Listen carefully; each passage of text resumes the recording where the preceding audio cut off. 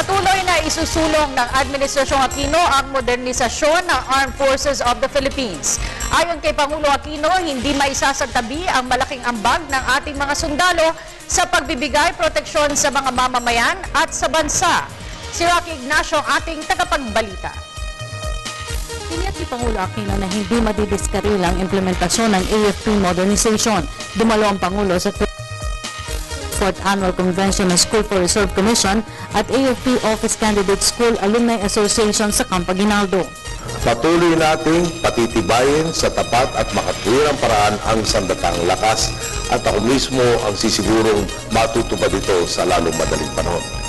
Kumpiyansa akong hindi tayo madidiskaril dito. Sinabi ito ng Pangulo upang pawin ng pangamba ng mga sundalo na posibleng maantala ang implementasyon nito. Balita ko po kasi may ilang miyembro na nababahala sa ating pahayag ukol sa pagpapalakas ng sandatang lakas, partikular na sa pagbili ng mga fighter jets at iba pang gamit pandigma.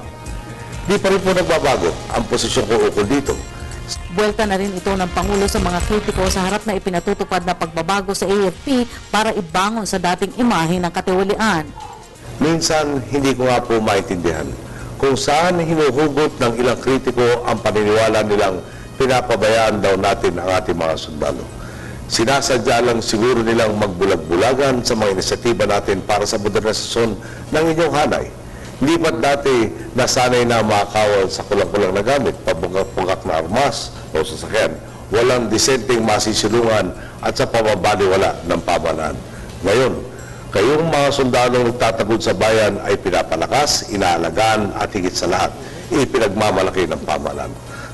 Kinilala rin ng Pangulo ang kakaibang talento ng mga kasundaluhan sa panahon ng pangangailangan. Tulad ng ating mga helicopter na mayroong dating M60 na machine gun. Madalas sa nagja-jam, nag-invento ang Pilipino, nilagyan ng roller para sa ammunition. Tama ba? At dahil sa ingenuity nga ho, ginamit ay lata ng 555 na kinopya balita ko ng ating mga kaalyado dahil mas effective kaysa sa na-invento nila. Para sa Telebisyon ng Bayan, Rocky Ignacio.